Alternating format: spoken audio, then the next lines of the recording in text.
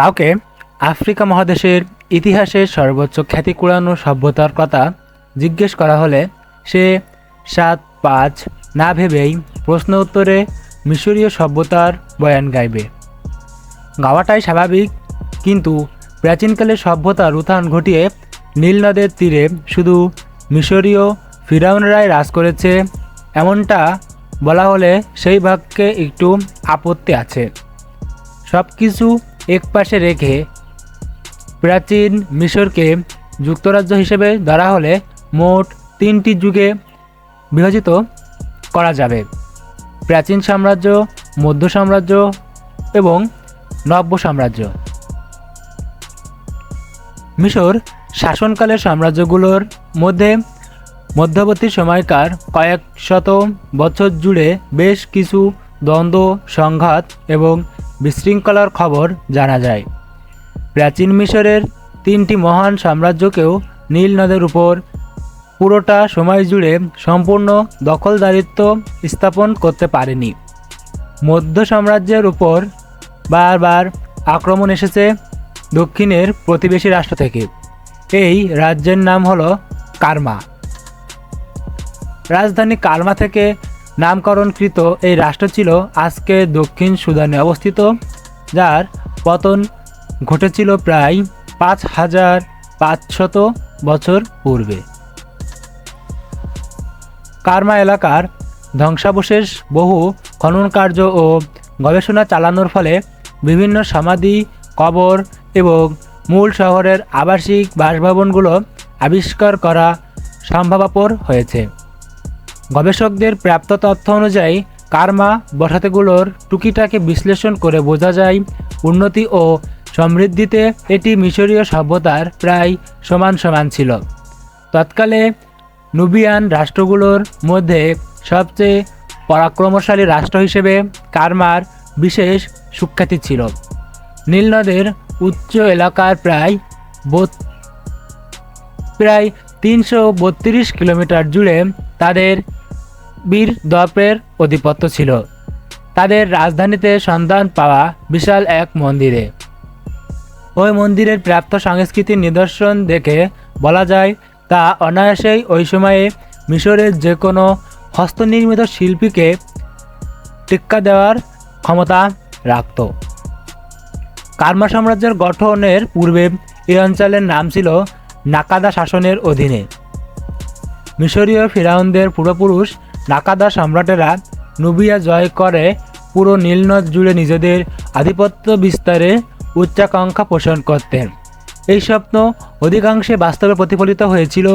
মিশরের প্রাচীন সাম্রাজ্য প্রতিষ্ঠার পর খ্রিস্টপূর্ব 2400 অব্দে নাগাদ নীলনদের অধিকাংশ অঞ্চল নিজেদের প্রভাব বিস্তার করে দিয়েছিলেন তারা। কিন্তু প্রাচীন সাম্রাজ্যের আয়ুষ্কাল ফুরিয়ে যাওয়ার সাথে সাথে নীল নদের দক্ষিণ অংশের নিয়ন্ত্রণ দুর্বল হয়ে পড়ায় তা হাতছাড়া হয়ে যায়। মিশরীয় ফিরাউনদের শাসনকালে এটি সাম্রাজ্যের পতনের পর নতুন সাম্রাজ্য উত্থান পর্যন্ত মধ্যবর্তী সময়ের বেশিরভাগ ইতিহাস লিপিবদ্ধ করে রাখা হয়নি। যেগুলো রাখা হয়েছে সেগুলো থেকে আবার পরিপূর্ণ তথ্য পাওয়া যায় না, কারণ ধারণা করা হয় মিশরের প্রাচীন সাম্রাজ্য পতনের পর কারমা রাজ্য নীল নদের দক্ষিণাঞ্চল দখল করে নেয়। এ সময় মিশর মুখোমুখি হয় এক শক্তিশালী প্রতিদ্বন্দ্বীর। মিশরে আস্তানা গড়া নবাগত অতিথিদের মেনে নিতে হয় ফেরাউনদের। একটা সময় তাদের মধ্যে গড়ে ওঠে বিভিন্ন বাণিজ্যিক বিনিময়, কৃষ্টিগত পণ্য, গয়না গাটি ইত্যাদি সওদা করে দুই সংস্কৃতির মধ্যে। কিন্তু হারানো ভূমি, দগদগে স্মৃতির শিখা তখনও ফিরাউনদের মনে বিদ্যমান। মিশরের দক্ষিণকে তারা বহিরাগতদের দখলকৃত অঞ্চল হিসেবে বিবেচনা করত, যদিও এই ভূমির মালিক সত্যিকার অর্থে মিশরের ফিরাউনরাই ছিল। সীমান্তে মাঝে মধ্যে সংঘর্ষের ঘটনা ঘটত, তবে উভয় পক্ষ একে অপরের শক্তিমত্তার ভয়ে রক্তক্ষয়ী যুদ্ধ এড়িয়ে চলত। কেউ কারো সীমান্তে প্রবেশ করে উল্লেখযোগ্য কোনো ঘটনা ঘটিয়েছে ইতিহাসে এমন কিছু পাওয়া যায় না। একসময় কারমা রাজ্য তার বাণিজ্যিক যাত্রাপথের সুবিধা ও আফ্রিকা সাহারা মরুভূমির সম্পদের অধিগ্রহণকে কাজে লাগিয়ে সাংস্কৃতিক সমৃদ্ধির শীর্ষে আরোহণ করে। কিন্তু উত্তরের মিশরীয় সাম্রাজ্য তাদের কাছে ছিল শরীরের বিদ্যমান বিস্ফোরণ ন্যায় হুমকিস্বরূপ। তাই পথের কাঁটা সরাতে তারা এক পরিকল্পনার ছক কষেছিল। মিশরীয়রা তিন সাম্রাজ্যের মাঝে মধ্য সাম্রাজ্যই সবচেয়ে ক্ষণস্থায়ী, যার পতন ঘনিয়ে আসে খ্রিস্টপূর্ব 1800 অব্দের দিকে।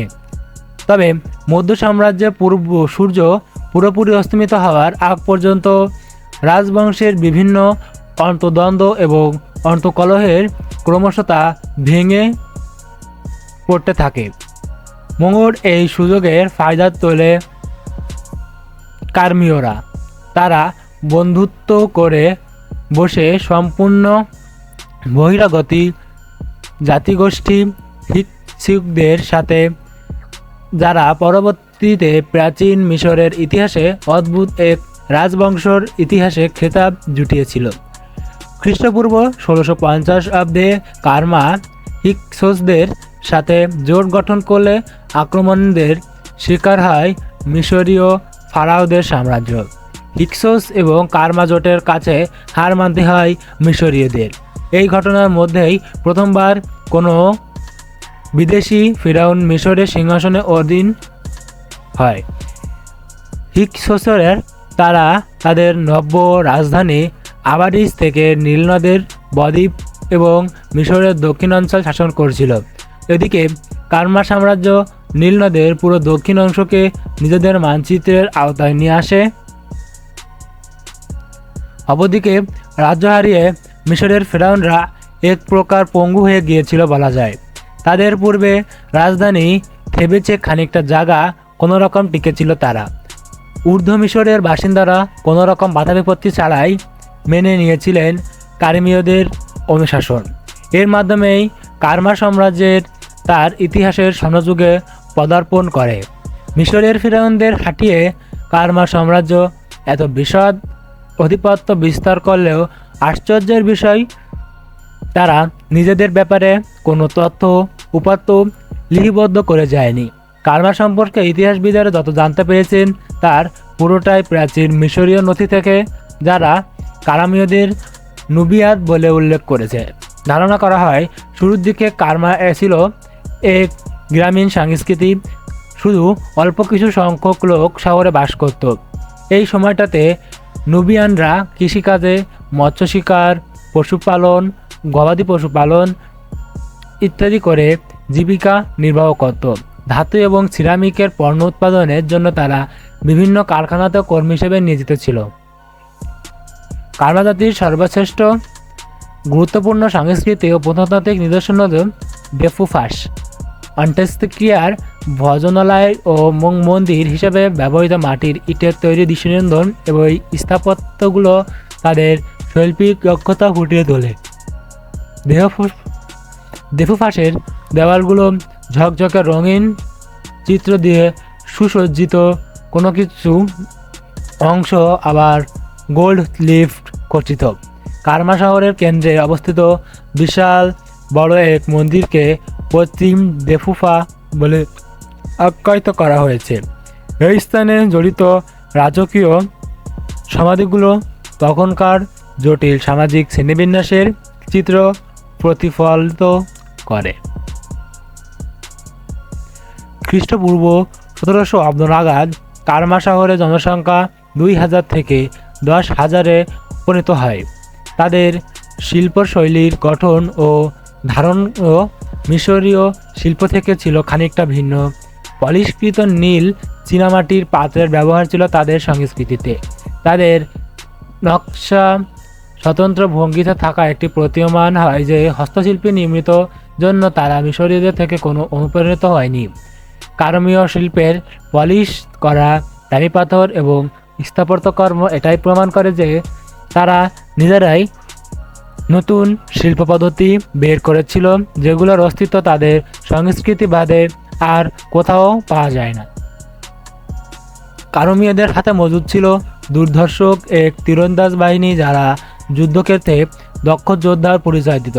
তবে সমস্যা হলো কারমীয় সেনাবাহিনী তাদের রসদের বেশিরভাগই খরচ করেছেন মিশরীয়দের বিপক্ষে জয় ছিনিয়ে নিতে।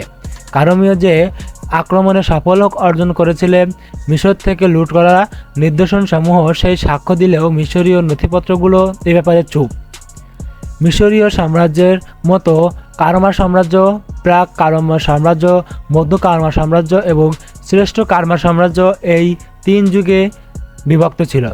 প্রাক কারমা সাম্রাজ্য চলমান ছিল খ্রিস্টপূর্ব 25 অব্দ থেকে খ্রিস্টপূর্ব 2050 অব্দ পর্যন্ত। এই যুগ সম্পর্কে খুবই অল্প জানা যায়। মধ্য কারমীয় সাম্রাজ্যের পতন ঘটে খ্রিস্টপূর্ব 2050 অব্দের দিকে। খ্রিস্টপূর্ব 1750 অব্দ পর্যন্ত এর স্থায়িত্ব। এ সময় কারম্য ছিল মিশরের দক্ষিণাঞ্চলের সবচেয়ে ভয়ঙ্কর প্রতিনিধি। কারমীয় সাম্রাজ্যের স্বর্ণযুগ হিসেবে খ্যাত শ্রেষ্ঠ কারমীয়দের সাম্রাজ্যের যুগে কারমা প্রবেশ করে হিকসোকদের মিশর জয়ের মাধ্যমে, যার স্থায়িত্ব ছিল খ্রিস্টপূর্ব 1750 অব্দ থেকে খ্রিস্টপূর্ব 1500 অব্দ পর্যন্ত। এই যুগে কারমা সফলভাবে মিশরীয়দের নগদ দুর্গ এবং দক্ষিণ নীল নদের দ্বিতীয় প্রপাত অবস্থিত স্বর্ণখনিতে দখল নিতে সক্ষম হয়। এরপর খ্রিস্টপূর্ব 1500 অব্দের দিকে ফেরাউনের প্রথম থুতমোসের মুখোমুখি হবার আগ পর্যন্ত তারা মিশরীয় অঞ্চল নিজেদের রাজ্য সীমানা বিস্তৃত করতে থাকে। থুতমোস ছিলেন 18তম মিশরীয় রাজবংশের তৃতীয় ফেরাউন, যে রাজবংশকে নতুন সাম্রাজ্যের সর্বশ্রেষ্ঠ রাজবংশ হিসেবে গণ্য করা হয়। নবশক্তি সঞ্চার করে শক্তিশালী এক সেনাবাহিনী নিয়ে পুনর্দমে কারাম্যর প্রবেশ তিনি তাদের ধুলোয় মিশিয়ে দেন। এভাবে এই ফেরাউন প্রথম থুতমাস তা মিশরের হারানো ভূমির শত্রু হাত থেকে পুনরুদ্ধার করে। এরপর শতাব্দী জুড়ে মিশরের প্রতিদ্বন্দ্বিতা করার মতো দুঃসাহসিকতা আর কোনো জাতি বা সভ্যতা দেখায়নি। কিন্তু কারমীয়রা এত সহজে হাল ছেড়ে দেওয়ার পাত্র নয়। 200 বছর ধরে মিশরীয় এই ভ্রাম্যমাণ জাতিসংগোষ্ঠীর মুহূর্ত বিদ্রোহের গর্জন সহ্য করেছে।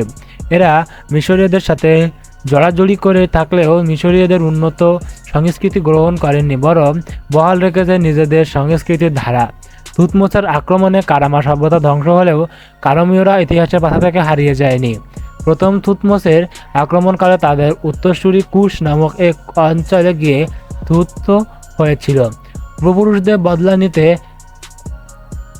কুশাইটরা শতবর্ষ পর ফেরাউনদের 25তম রাজবংশের সময় পুনরায় মিশর দখল করে নিয়েছিলেন।